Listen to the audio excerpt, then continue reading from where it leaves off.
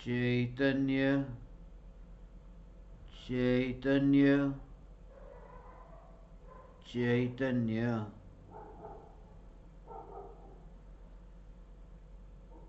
चैतन्य स्वभावी भगवान आत्मा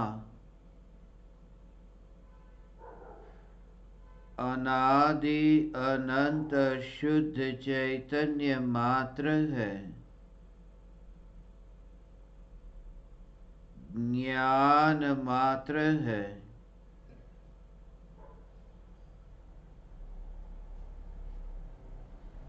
मैं शुद्ध चैतन्य मात्र, ज्ञान मात्र, न्यायक देव हूँ।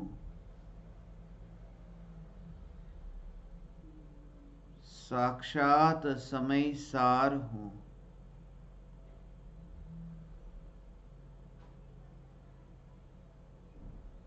चमड़े की आंखों से यह दिखाई देता है। आचार्य कुंद कुंद देव कांटे के माध्यम से ताड़ के पान पर शास्त्र की रचना करते हैं।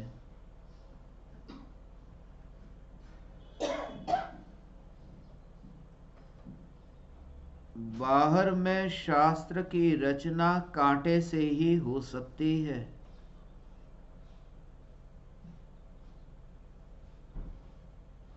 फिर वह कांटा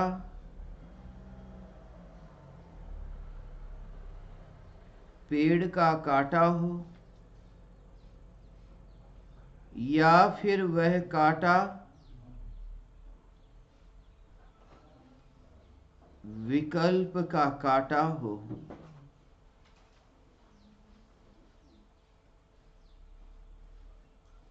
फिर भी जो विकल्प का कांटा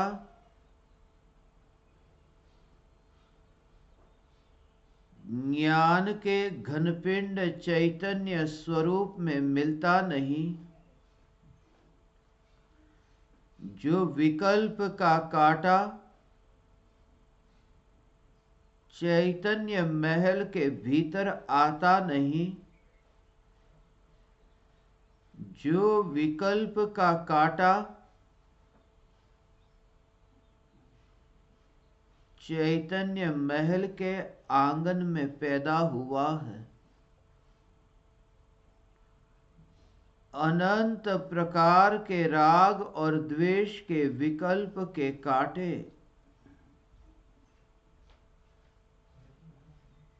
ज्ञान में कहीं मिले ही नहीं, ऐसा जो ये ज्ञान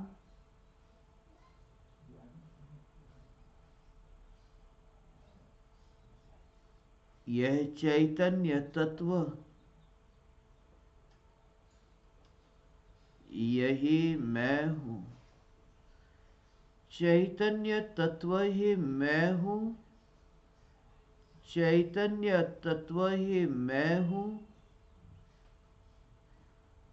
ऐसे विकल्प को भी जो उदय का परिणाम देखता है,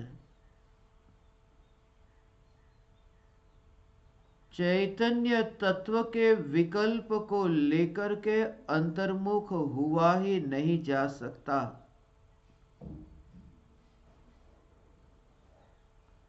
विकल्प के काल में भी ज्ञान में ज्ञान की अनुभूति का एहसास होने पर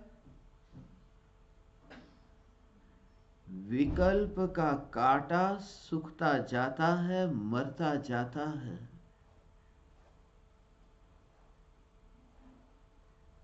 द्रव्य में से ही उछलती यह ज्ञान की तरंग में ज्ञान मात्र का दर्शन होता है।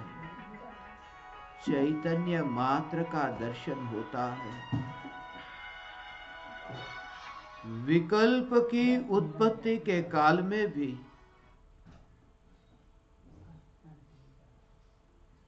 विकल्प से न्यारी ज्ञान की अनुभूति।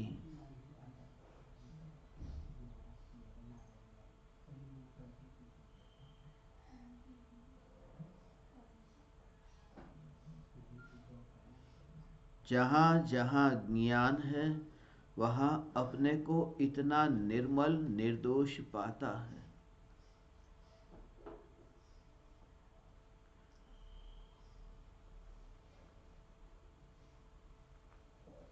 शरीर का ऐसा कोई अंग नहीं जिस अंग में कभी बीमारी न हो। देह का स्वभाव ही है अस्वस्थ रहना, देह का स्वभाव है बीमार रहना। देह स्वयं ही एक बीमारी है। संसार में परिभ्रमण करते हुए अज्ञानियों की बीमारी की निशानी ये बाहर दिखाई देती है, ये देह है।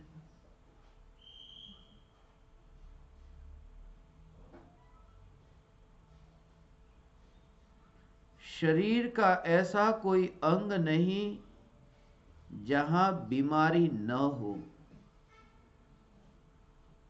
मगर जब अंतर्मुख होकर के ज्ञान की धारा ऐसी बहती है, तब पाता है कि जहां ज्ञान के अंग है, जहां जहां ये ज्ञान के प्रदेश है,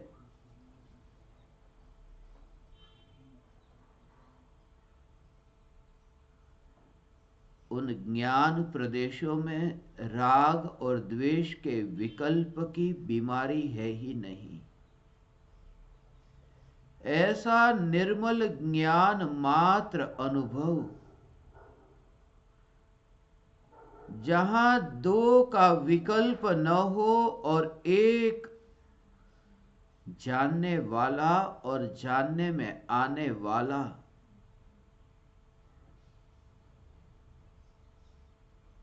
ये विकल्प भी मर जाए।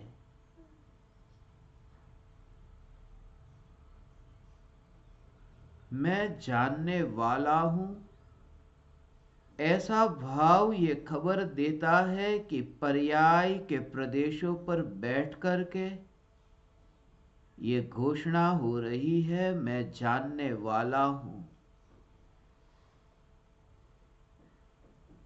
जब ये अभेद निर्विकल्प अनुभूति हो, तब मैं जानने वाला हूं यह भाव भी मर जाता है। सहज निर्विकल्प अनुभूति।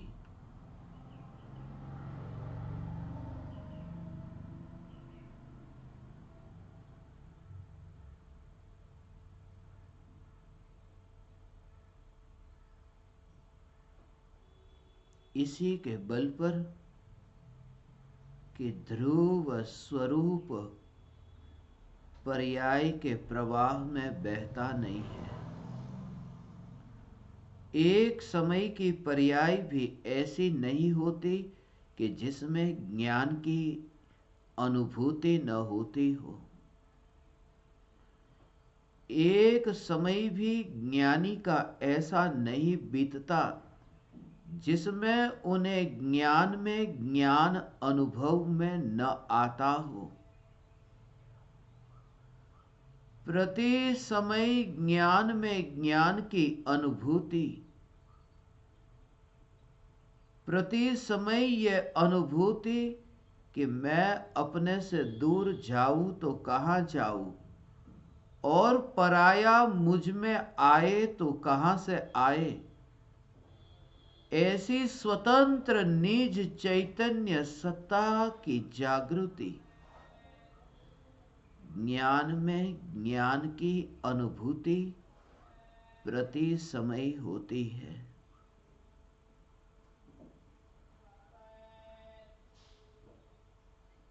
और जो ज्ञान बिखरता हुआ नहीं है, जो ज्ञान मिटता हुआ नहीं है,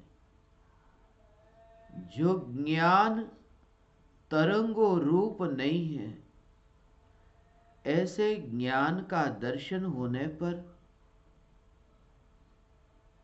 फिर मैं मरूंगा यह भाव ही मर जाता है।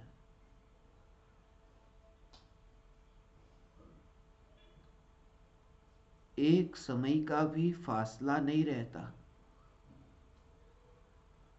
कि अभी ये पर्याय उत्पन्न हुई और पर में गई और फिर वह अपने में आए, ऐसी कोई सुविधा नहीं होती। क्योंकि जो पर्याय उत्पन्न हुई और वह पर में जाए, परमय हो जाए। ज्ञान में ज्ञान की अनुभूति। मैं पर में कहीं गया ही नहीं। यह है अनंत अनंत काल के लिए, अनंत काल के लिए एकांतवास की तैयारी। चंद वर्षों के लिए वन जंगल की तैयारी, यह आत्म साधना नहीं है।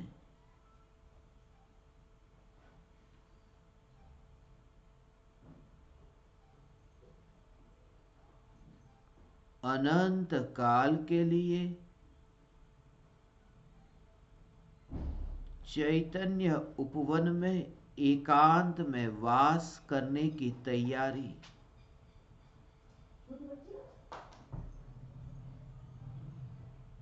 सारे जगत और जग के ये सभी पदार्थ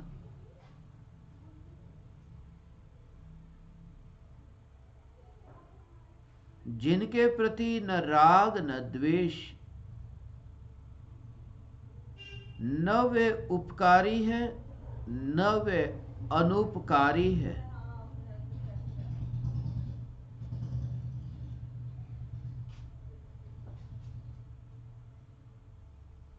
वे सहायक भी नहीं और वे बाधक भी नहीं। पांचों इंद्रियों के परमाणु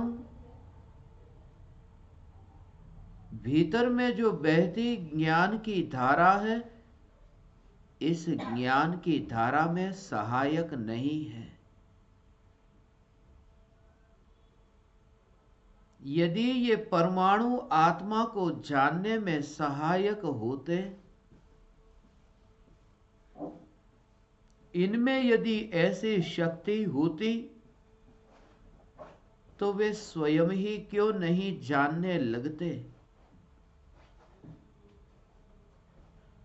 ये देह के परमाणु स्वयं ही ज्ञान ज्ञान ज्ञानमय क्यों नहीं हो जाते।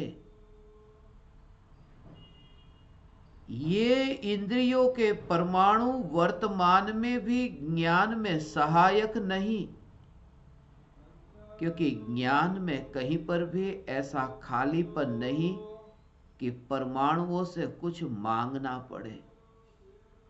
ज्ञान का स्वभाव ही ऐसा परिपूर्ण है कि इंद्रियों से भीख नहीं मांगनी पड़ती। फिर वह केवली हो या फिर वह निगोदिया हो, जानने रूप परिणमन के लिए इंद्रियों के परमाणुओं से भीख न मांगनी पड़े, वही ज्ञान है, वही स्वभाव है। स्वभाव वही हो सकता है जिसे किसी पराये से भीख न मांगनी पड़े। गुड़ को मिठास के लिए डिब्बे से भीख न मांगनी पड़े, नींबू को खटास के लिए थैली से भीख न मांगनी पड़े।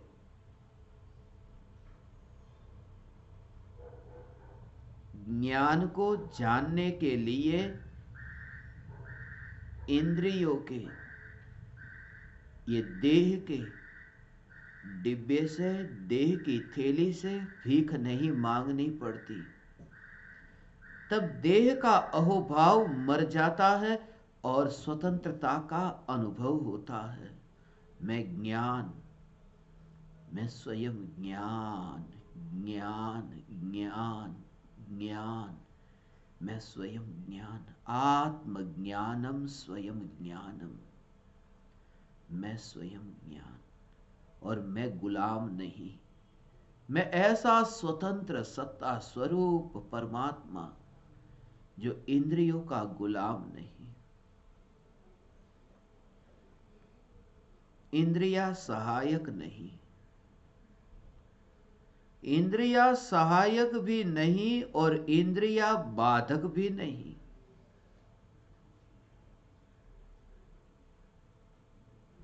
क्योंकि ज्ञान की बहती गंगा में बीच में दीवार खड़ी हो तो गंगा बह नहीं सकती। जानना जानना जानना, ऐसा जो ये ज्ञान का प्रवाह, इस ज्ञान के प्रवाह में राख की दीवार यदि बीच में आए तो बाधक बने। तो जानना जानना जानना, ये प्रवाह ठहर जाए।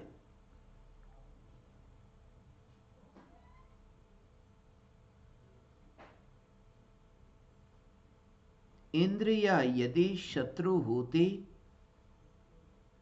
तो ज्ञान का नाश कर देती, मगर वर्तमान में भी यह ज्ञान प्रकट है। अनंत शरीर, अनंत शरीर, अनंत शरीर के अनंत परमाणु, भूतकाल का इतना लंबा इतिहास, अनंत देह, फिर भी एक भी देह, एक भी परमाणु ज्ञान को नष्ट न कर सका। सारा जग, ये जग के अनंत पुद्गल एक साथ मिल जाए तो भी ज्ञान की बहती धारा को रोक न सके। ये परमाणु बाधक बन नहीं सकते। इंद्रिया जानने में सहायक नहीं, इंद्रिया जानने में बाधक भी नहीं। तब देह रूपी वस्त्र कहाँ है यह भी पता नहीं। स्वयं का ही अनुभव, यह ज्ञान में ज्ञान की अनुभूति।